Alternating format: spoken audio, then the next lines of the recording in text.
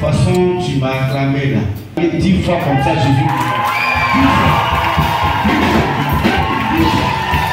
10 fois. 10 fois.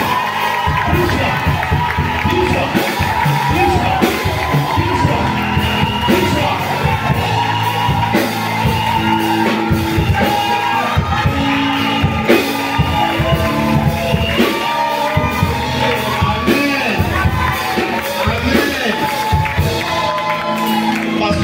Que si tu es là ce matin, ce n'est pas la grâce d'un homme, mais c'est la grâce du ressuscité. Si tu es présent ce matin avec cette joie, elle ne vient pas d'un homme, mais elle vient de la puissance qui vient d'en haut et qui te retrouve de joie ce matin. Laisse-moi ta joie au nom de Jésus.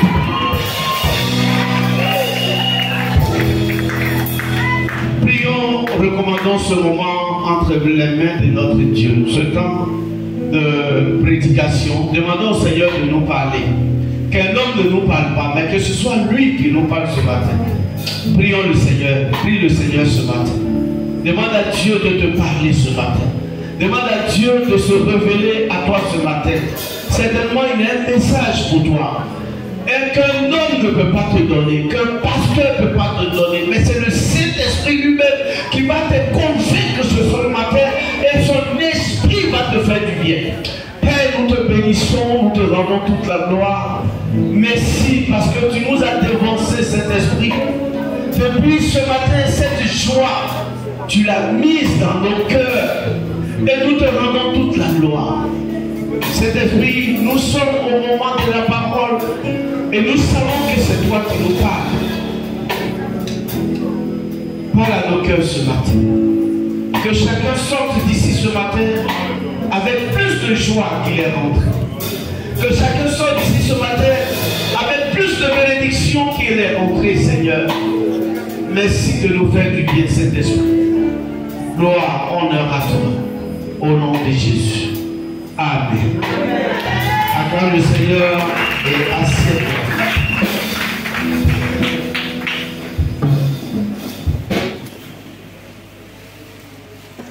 Alléluia.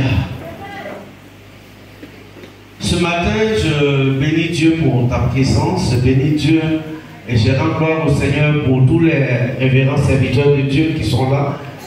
Et par leur onction et par l'onction de Dieu ce matin, je pense que la parole va nous faire du bien. Amen. Et ce matin, je veux vraiment dire merci au Seigneur. Et si je me tiens là, c'est par sa grâce, bien sûr.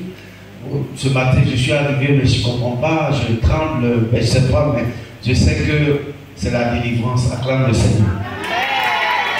Acclame, tu vas avoir ta délivrance aussi, tu acclames. Alléluia. Et tu sais que depuis ce mois, nous avons lancé un moment où nous pensons que le Seigneur va se glorifier, le Seigneur va faire des délivrances dans nos vies, le Seigneur va faire vraiment quelque chose d'extraordinaire qu'on n'espérait pas. Parce que ce moment, c'est on t'appellera d'un nom nouveau, je crois bien. On t'appellera d'un nom nouveau, c'est tous les vendredis. Et je bénis Dieu pour la vie de tous ceux qui viennent les vendredis soirs. On va dire comme les enfants, c'est chic.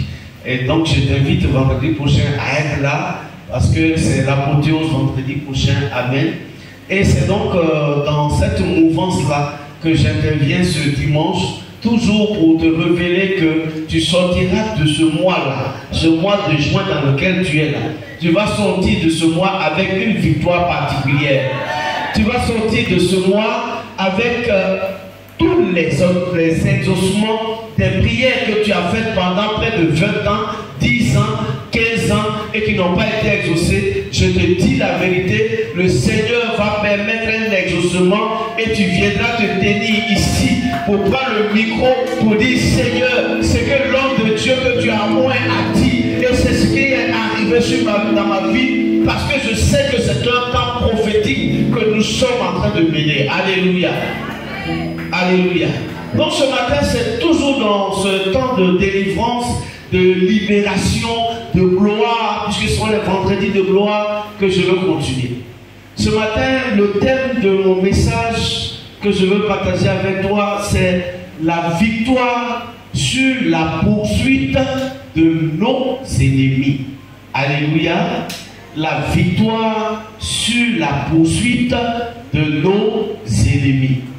Ce matin, je veux déclarer déjà, avant même que nous rentrions dans les Écritures, que si tu es là, s'il y a quelqu'un qui te poursuit, s'il y a un sorcier qui est dans ta maison, qui poursuit tout ce que tu fais, s'il y a un démon dans ta vie qui te poursuit pour prendre et avaler tes bénédictions, au nom de Jésus, ce matin, j'arrête son mouvement sur ta vie, au nom de Jésus. Tout sorcier, tout Satan qui va se manifester, qui te poursuit, qui depuis lors t'empêche d'avancer, t'empêche d'être élevé, t'empêche d'être béni, ce matin, son mouvement est arrêté au nom puissant de Jésus-Christ de Nazareth. Et je déclare la victoire dans ta vie. Je déclare la victoire dans ta famille. Je déclare la victoire autour de toi. Je déclare la victoire dans tout ce que tu fais, tes entreprises, ton travail. Tu seras avec la victoire au nom de Jésus. On va prendre la parole de Dieu. On va prendre la Bible. On va lire deux textes. On va commencer par Exode, le chapitre 14. On va lire du verset 5 au verset 14. Exode chapitre 14, verset 5 à 14. On sautera à partir du 10, pardon, du 9. On va sauter le 10, le 11 et le 12 et on commence du 13 au 14. Exode 14, verset 5 à 9 et puis de 13 à 14. Évangéliste, tu as vu?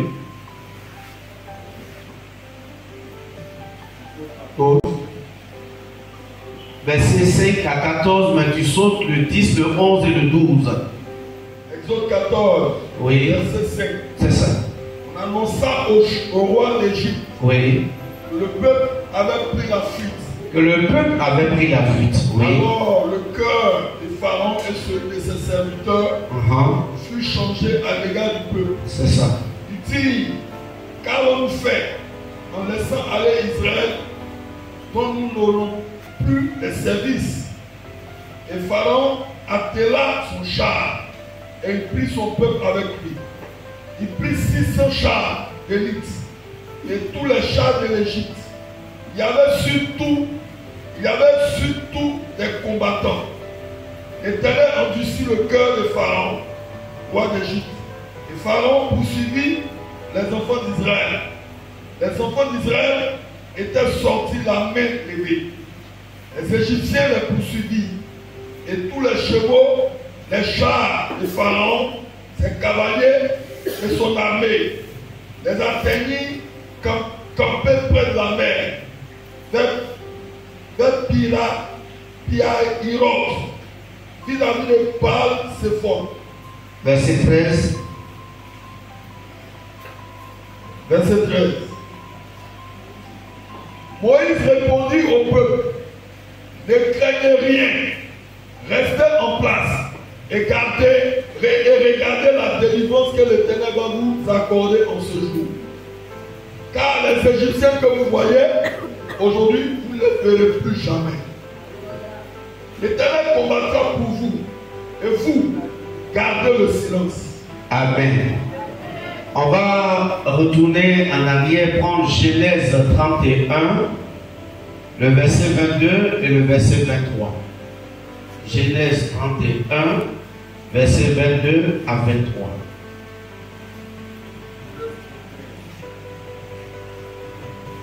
Genèse 31, verset 22.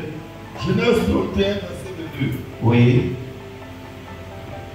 Il s'enfuit. Oui. Avec tout ce qui il s'enfuit avec tout ce qui lui appartenait. Il s'éleva. Non, 22, 31, 22. Le troisième jour, on annonça à Laban que Jacob s'était enfui. Ah, il y a fuite ici aussi. Il prit avec lui ses frères, le poursuivit 7 journées de marche. Oui. Il l'atteignit à la montagne de Galade. Va au 24 aussi, ajoute, pardon, s'il te plaît. 24. Mais Dieu apparut la nuit en songe. Apparut la nuit en songe à Laban, l'araméen, et lui dit, garde-toi de parler à Jacob, ni en bien, ni en mal. Amen. Alléluia. Bienvenue dans le Seigneur, acclame très fort la parole, je vais commencer.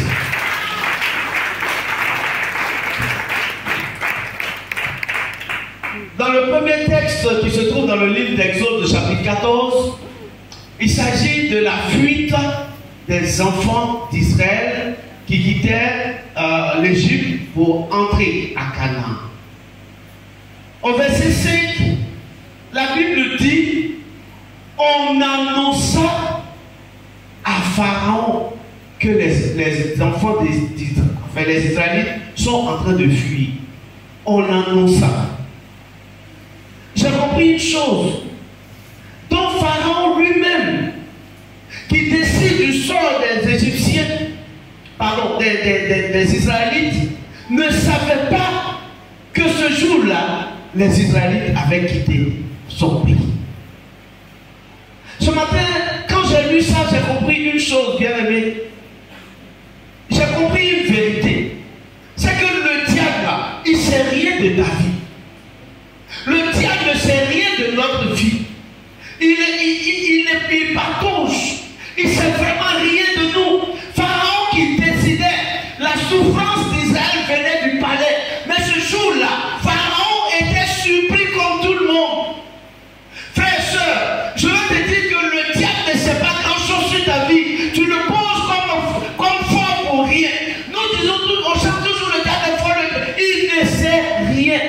La seule personne qui sait quelque chose, la seule personne qui sait tout sur ta vie, c'est le Seigneur Jésus-Christ. C'est ton Dieu qui sait tout sur ta vie. Ce que tu es, ce que tu seras, c'est Dieu seul qui le sait. Le diable ne sait pas ce que tu seras, mais il ne fait que t'embrouiller au point où tu penses qu'il est fort. Ce matin, je suis venu t'annoncer que l'ennemi que tu poses pour fort, en réalité, il ne sait rien de ta vie. Il apprend ça aussi dans la bouche des gens. C'est pas ça que tu mets tes photos sur Facebook, il sait que tu es devenu ça. Sinon, il ne sait rien, il ne faut rien. Alléluia. L'Éternel seul sait ce que tu seras. Même ton pasteur ne sait pas ce que tu vas devenir demain. Ton père ne sait pas ce que tu deviendras. Ta mère ne saura pas ce que tu vas devenir. Même toi-même qui es assis là souvent, ce que tu deviendras va te surprendre. Mais ce matin, je suis venu t'annoncer que celui qui sait tout, celui qui connaît tout sur toi, sur ce que tu as aujourd'hui, sur ce que tu seras demain, s'appelle Jésus-Christ de Nazareth. Fais-lui confiance. Fais-lui confiance parce que le diable est un menteur. Alléluia. Donc, Pharaon a appris. Il ne savait pas. Et qu'est-ce qu'il va faire? Il dit, mais qu'est-ce que j'ai fait? Égyptiens, qu'avons-nous fait de libérer ceux-là qu'on prenait comme esclaves, ceux-là qui travaillaient pour nous sans salaire? Mais dis avec moi, ils sont déjà partis. Tu es déjà fatigué ou bien? Dis avec moi, ils sont déjà partis. Frère, dans la vie, aujourd'hui c'est le jour de ta délivrance. Parce que tout ce que tu fais sans salaire, ce matin je suis venu t'annoncer que le temps de la vie sans salaire est fini. Tu auras maintenant le fruit de tes efforts. Tu auras maintenant le salaire de ton travail. Tu auras maintenant le salaire de ta souffrance. Le moment où Pharaon te fatiguait sans salaire, c'est terminé. Parce que ce matin, je t'annonce que tu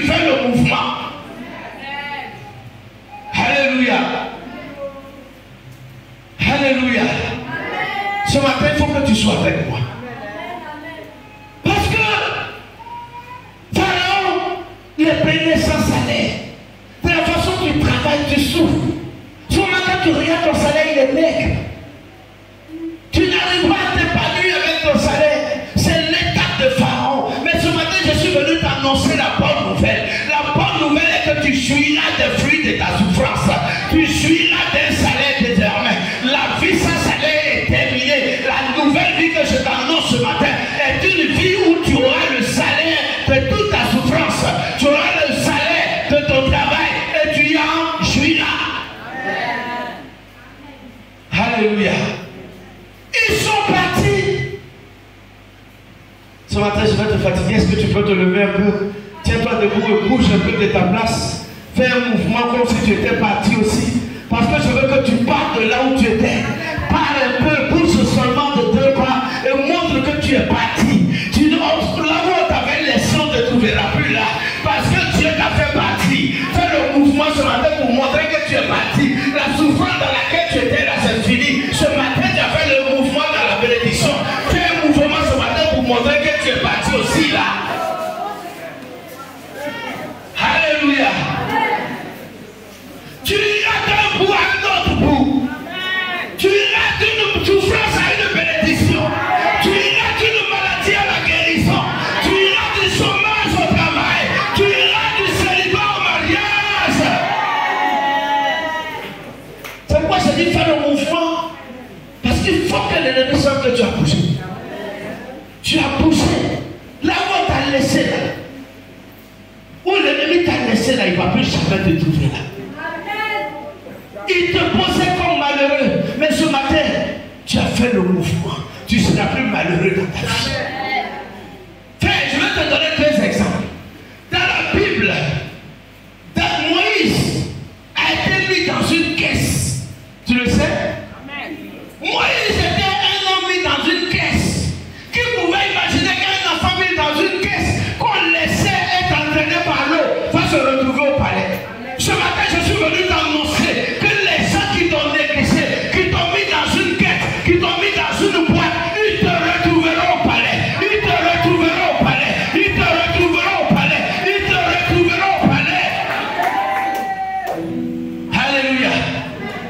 Joseph, deuxième exemple, a été laissé dans une cité. Une cité sans eau, la soif, abandonnée par ses frères. Et vous savez où ils l'ont retrouvé? Au palais de Pharaon. Au palais de Pharaon. Ce matin, je suis venu t'annoncer. Là où les gens t'ont jeté, là où les gens te calculaient comme méprisé, où les gens te calculaient comme délaissé, je suis venu t'apporter la bonne nouvelle ce matin. Ils ne te retrouveront plus là. Parce que Dieu va t'enlever là pour te positionner ailleurs. Là où tu étais dans l'eau de bas, où tu étais dans la souffrance, où la voiture ne pouvait pas arriver. Ce matin, je suis venu t'annoncer. Si tu crois, c'est ta chance. Si tu ne crois pas, je ne peux rien faire. Mais je suis venu t'annoncer. Crois-lui avec vie que là où ils t'ont laissé, ils te retrouveront au palais. Alléluia. Et qu'est-ce qu'ils vont faire? La Bible dit, Pharaon a attelé ses chars. Il a pris des gens, beaucoup de personnes, pour aller à la rencontre du peuple d'Israël. Certainement qu'ils vont les attraper, ils vont les ramener. Peut-être même, ici, ils ne les ramènent pas, ils vont les tuer. Mais je veux te dire, toute personne qui va vouloir te ramener dans la souffrance où tu es quitté, je déclare au nom de Jésus, cette personne est vaincue, elle-même va tomber dans le trou qu'elle va creuser contre toi, parce que ton Dieu va l'entendre au nom de Jésus. Et ils vont s'approcher. La Bible dit, ils s'approchent, ils s'avancent. Et voyez-vous, quand l'ennemi dans ta vie, tu es un bon chrétien, tu es un croyant, tu vas à l'église, tu fais tes dîmes, tu fais tes offrandes. Souvent tu vas et puis l'ennemi te fatigue. Tu ne comprends pas. Souvent même là, c'est là que tu as envie d'abandonner. C'est là que tu as envie de laisser. C'est là que tu as envie de dire, mais pourquoi je me suis mis dans leur affaire d'église? Mais ce matin, je vais te dire une bonne nouvelle. C'est Dieu qui donne la direction. Si Dieu a permis que tu viennes dans sa maison, c'est la bonne direction parce que c'est là que Dieu a prévu pour te donner la gloire. Si Dieu a voulu que tu viennes dans sa maison, ne pense pas à ce que tu gaspilles, ne pense pas à ce que tu perds, mais sache une chose, c'est que la direction de Dieu n'a jamais été une mauvaise direction. Mais au contraire, la direction de Dieu, c'est la meilleure des directions. Ce matin, je t'annonce que je suis la bonne foi. Je t'annonce que je suis la voie de gloire. Je t'annonce que je suis la voie de bénédiction. Je t'annonce que je suis la voie de ta nouvelle vie. Alléluia. La Bible dit, le malheur atteint souvent le juste. Mais l'Éternel fait quoi? L'Éternel fait quoi? L'Éternel fait quoi? Ce matin, s'il y a quelqu'un qui est juste et que l'ennemi fatigue, je suis venu te dire,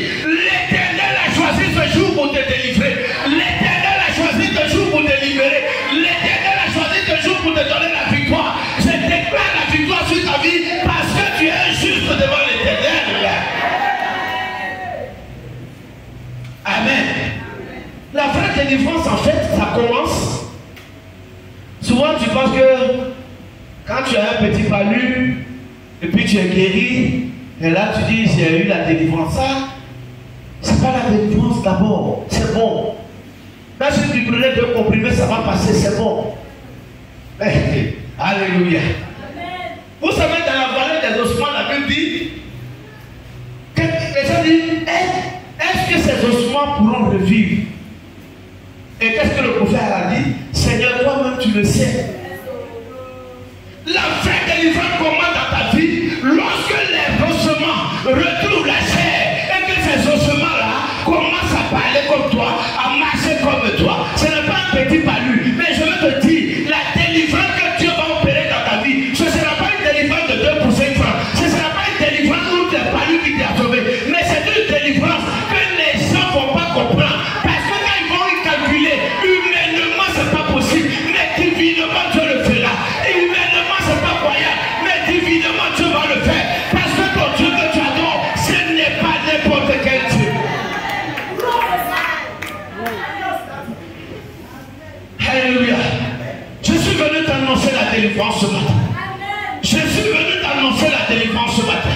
Toi qui es considéré comme femme stérile, ce matin je suis venu t'annoncer la délivrance. Tu enfanteras, tu enfanteras, tu enfanteras, tu enfanteras, et les gens verront. Parce que ton Dieu est un Dieu qui délivre de façon miraculeuse.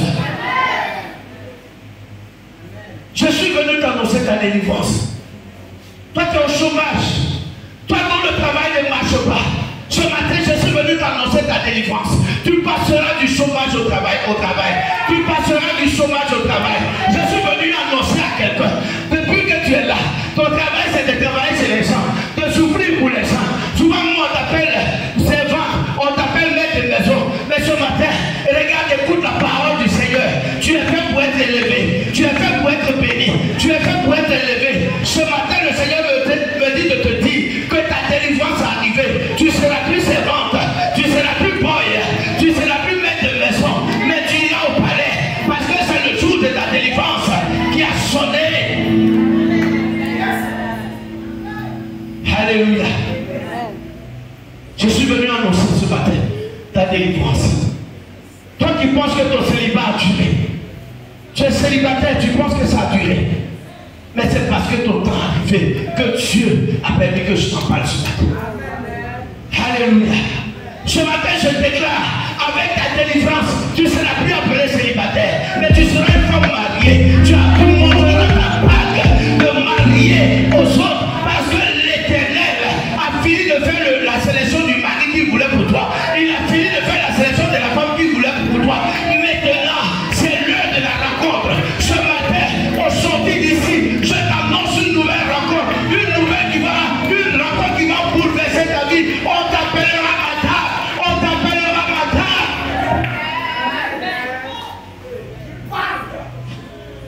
Alléluia. Amen. Ce matin, sois tranquille. Les malades, ce matin, si tu es là, tu es malade, je t'annonce la guérison. Je t'annonce la guérison. Sais-tu que l'Éternel est le Dieu de la guérison? Ce matin, je t'annonce la guérison. Je t'annonce la guérison. Alléluia. Et ils vont accoucher. Ils vont la Bible dit même qu'ils les ont rattrapés. Frère, ils t'ont rattrapé. Le diable les a rattrapés. Les Égyptiens les ont rattrapés. Souvent quand c'est comme ça, tu entends des cris de panique, des cris de peur.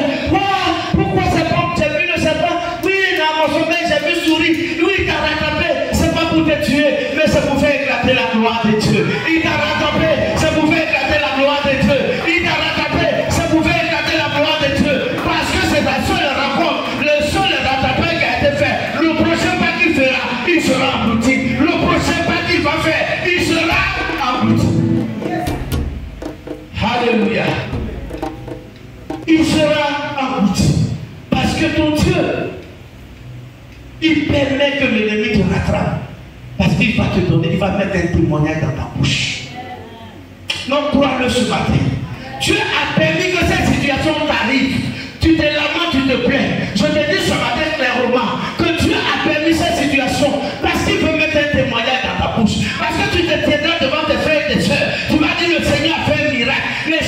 me poursuivaient, ils ont renoncé, ils ont fui au nom de Jésus. Alléluia. Mon frère, le diacre Tchebi, pardon, a rendu un témoignage un jour ici. Un soir, il m'appelle, il dit, pasteur, je dis, il y a quoi? Il dit, il y a un Libanais dans notre travail, il me fatigue. Moi, mais j'ai rendu démission. J'ai dit, quoi?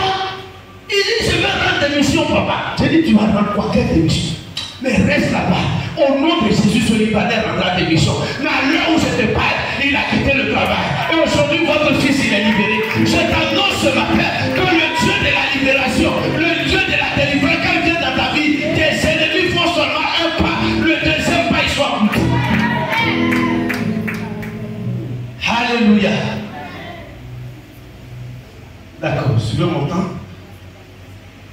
Et Moïse ne peut pas pleurer, pleurnicher. Je vais sortir un peu pour aller plus vite. Mais Moïse va dire quelque chose. Il dit, regardez la délivrance qui vous arrive aujourd'hui. Mais il y a une chose qui m'a plu. Il dit, les Égyptiens que vous voyez aujourd'hui, vous ne les verrez plus. Il faut bien parler. Les Égyptiens que vous voyez aujourd'hui, vous ne les verrez plus. Pourquoi? L'Éternel combattra pour vous. Et vous, gardez le silence. Le Seigneur ici, le Seigneur dit, ou du moins moi il dit, gardez le silence. L'Éternel combattra pour vous. Ce matin, je suis venu t'annoncer. Le combat que tu mènes, tu n'es pas seul. L'Éternel est en train de combattre pour toi. Garde le silence, n'en parle même pas aux voisins, n'en parle même pas aux amis. Ça, c'est seulement que l'Éternel est en train de faire un combat en secret pour toi. L'Éternel fait le combat dans le secret pour toi. La souffrance que tu traverses, les pleurs que tu fais, toujours ta bouche est mouillée, afin de pleurer la nuit. Ce matin, je suis venu te dire que l'Éternel est en train de faire ton combat dans l'intimité. Le jour où tu le verras, tu seras étonné. Alléluia. L'Éternel fera le combat pour toi. Un jour, mon père spirituel m'a invité à d'abord pour prier. Je vais prier. Et une jeune dame, quand c'est comme ça, les gens mettent les offrandes dans le panier. Elle dit non, qu'elle ne met pas son offrande dans le panier, elle va mettre dans ma bouche. J'ai pris, elle a mis dans ma bouche, après j'ai mis dans le panier. Et après, elle vient me voir. Elle dit, papa, j'ai kiss, j'ai quoi, mion, je ne sais pas quel nom. Que c'est pas bon, je vais faire l'opération. Je te dis, ma fille, tu ne feras pas opération. Parce que ton Dieu t'a pas dit de faire opération. Ce matin, j'annonce à une femme qui a kiss. Ici, tu as kiss, tu as mion, tu as quoi là. Je t'annonce ce matin que ton père n'a pas appelé ça kiss. Que Dieu n'a pas appelé ça kiss. Il n'a pas appelé ça de ce nom. Ce sont les hommes qui ont donné ce nom. J'annonce ce matin que l'Éternel combat pour enlever ces kiss, pour enlever ces mions. Et tu seras libéré au nom de Jésus. La dernière fois, je m'attends à vous et dit, papa, ouais, je suis guéri, elle a rempli ma voiture de son adjectif. Mais nous savons que nous avons un vrai Dieu. Ce matin, je suis venu te dire que cette histoire de qui sont vendus ou je ne sais quoi là, Dieu s'en charge. Dieu s'en charge. Il va te libérer et tu seras libre. Parce que la Bible dit, c'est l'Éternel qui libère et nous sommes véritablement, réellement libres. Ce matin, je suis venu te dire, si tu as une plaie de sang qui te fatigue, regarde là où tu as mal, à l'instant où je parle, tu mets la main et tu déclares peu importe la maladie. Pendant que je suis en train de parler, si tu souffres d'une maladie depuis des mois, depuis des années, mets la main et déclare que le Seigneur est venu te libérer ce matin et que par cette parole, tu es sorti libéré. Parce que le Seigneur dit qu'il est venu pour opérer la délivrance. Il va combattre ce matin pour toi et tu sortiras d'ici libéré. Alléluia. L'Éternel combat pour toi. Chômeur, toi tu es au chômage depuis longtemps. Tu n'as pas de travail, tu postules, tu as des diplômes. Mais ton travail, tu ne fais pas un bon travail. Je suis venu te dire ce matin L'Éternel est en train de faire le combat pour toi. Frères et sœurs, tu es au travail, il n'y a plus d'entente. Les gens sont en train de te fatiguer. Ils te font des pièges par-ci, par-là. Ils te font mettre des bâtons dans les roues. Je suis venu t'annoncer ce matin une très bonne nouvelle. L'Éternel est en train de combattre cela dans le secret. L'Éternel est en train de combattre cela dans le secret. Et tu sortiras victorieux au nom de Jésus. Alléluia. Comme il me reste 15 minutes, je passe au deuxième texte. Alléluia. Le deuxième texte que nous avons lu, c'est l'histoire dans le livre de Genèse 31. Laban et son beau-frère, son beau-fils, Jacob. Là encore, Laban ne savait pas que Jacob allait fuir. Il a appris aussi. Comme je t'ai dit là, le diable sera surpris. Dis Amen. Le diable sera surpris de ta situation. Il sera surpris. C'est comme ça Laban a été surpris que Jacob était en train de partir. Et Jacob partait. Laban aussi va le poursuivre. Mais il y a une chose que j'ai remarquée. Je termine par ces deux choses. Premièrement, voici ce que Laban va faire les choses. Voici ce qui va se passer. La Bible dit, le Dieu lui-même, il n'est pas allé chez Jacob. Dieu même allait voir Laban. Il dit quoi? N'est pas ni en bien ni en mal de Jacob. Frère, je suis venu t'annoncer les bontés de Dieu. Je suis venu te mettre l'adoration dans la bouche. Sais-tu qu'il y a des années tu devais mourir? Sais-tu qu'il y a des années, des accidents qu'on raté? C'est l'Éternel qui a bloqué la mort. C'est Dieu qui a bloqué les voitures. Tu devais être perdu, mais le Seigneur n'a pas voulu. Tu devais mourir il y a 10 ans, il y a 20 ans, il y a 15 ans, mais ton Dieu n'a pas voulu. Il a bloqué la mort parce qu'il fait un combat dans le silence pour toi. Sinon, dans ta famille, les gens sont pas morts. Mais pourquoi c'est toi? Parce que l'Éternel fait ton combat. L'Éternel fait ton combat. Et quand l'Éternel fait ton combat, reste tranquille. Ce que Dieu fait dans le secret pour nous est plus grand que ce que nous voyons de façon visible. Quand tu dors, qui te surveille? L'Éternel est le Dieu qui fait vraiment, comme on dit, ton palabre dans la nuit. Ainsi, on ne dit pas ton palabre, mais bon, on est habitué à ça. Alléluia. L'Éternel combat pour toi. Et l'Éternel va se révéler à Laban. Il dit, ne parle pas ni de mal, ni de bien de Jacob. Parce qu'il y a des gens là, ils ont la haine, mais ils font semblant de t'apprécier. Leur bonne parole là, c'est un poison. Je vais te dire ça ce matin. Ils t'aiment pas, mais quand ils te voient, ils font semblant. Leur parole là, c'est du poison, pardon. C'est quoi le Seigneur dit à Laban? Tes bonnes paroles là, il faut garder. Pas c'est que ton cœur là, c'est pas pour Jacob. Aïe. Ce matin là, je suis venu dire à ton ennemi, c'est qu'il fait semblant de dire devant les gens là, un jour il sera dévoilé. Parce qu'il ne montre pas le vrai visage. Son faux visage, c'est ça qu'il va pour te montrer. Mais son vrai visage est derrière. Fais attention à lui. Parce que Dieu est prêt à le révéler maintenant. Dieu va le dévoiler bientôt. Tout le monde va voir ce qu'il peut faire contre toi. Deuxième vérité par laquelle je termine. Dieu dit à Laban, attention Laban, ne touche pas à Jacob. Parce que si tu as touché Jacob, tu as dérangé mon plan. Si tu as touché Jacob, tu as gâté mon plan. Est-ce qu'il y a quelqu'un qui peut gâter le plan de Dieu? Mais si tu as touché Jacob, tu as gâté mon plan. Vous allez certainement me demander pourquoi. En Jacob, il y a Lévi. Il a 12 enfants. Mais les 12 là, je prends seulement 2. Et puis on va terminer. Dans Jacob, il y a Lévi. Lévi, c'est qui? C'est ceux qui travaillent dans la maison de Dieu. C'est le sacerdoce. C'est l'église. Est-ce que Dieu peut laisser quelqu'un détruire son église? Jamais de la vie. Parce que Lévi, c'est l'adoration.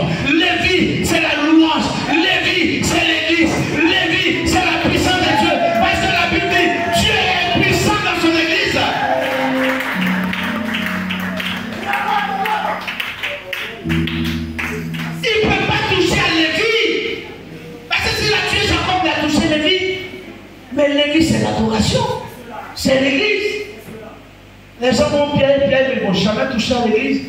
Parce que c'est Dieu qui a voulu ça. Alléluia.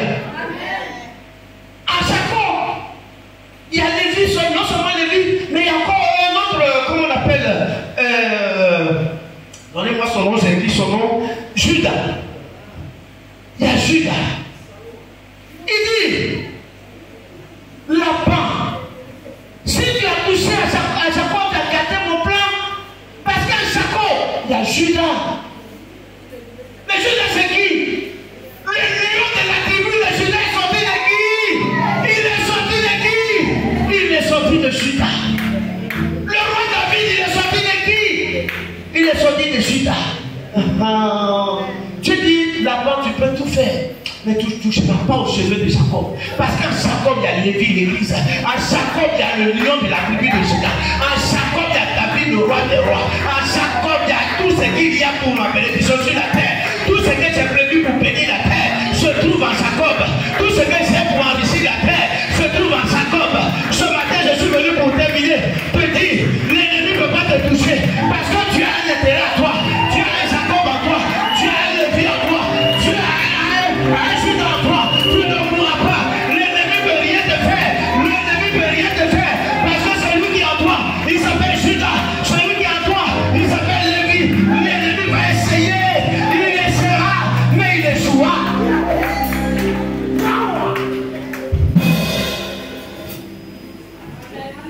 Il va essayer. Mais Dieu a une destinée pour toi. Dieu a un plan pour toi. Tu te morfonds, tu te plains, tu penses que toi là tu vas mourir demain. Tu ne mourras pas. Parce que Dieu a un plan pour toi. Tant que ce plan n'est pas fait, tu ne mourras jamais. Regarde, je vais t'annoncer. Tu mets le dans la voiture. La voiture va faire 3 fois ton eau. Tu sortiras vivant. Parce que tu as un plan avec toi. J'ai dit, tu seras sur le bateau. Le bateau va se noyer. Mais toi seul tu sortiras. Parce que tu as un plan avec toi. Tant que ce plan n'est pas arrivé, le vent va tourner. La tempête va arriver. L'Éternel te protégera. Ce matin, juste tu vas te tenir debout 2 minutes de prière. Tu vas parler à tes poursuivants. C'est fini. Tu vas dire à tous ceux qui te poursuivent, tous ceux qui te veulent du mal, tous ceux qui veulent te tuer, tous ceux qui sont contre toi, tous ceux qui perdent ta bénédiction. Ce matin, tu vas parler avec rage. Tu vas dire stop, parce que j'ai un plan avec Dieu. Tu répètes après moi.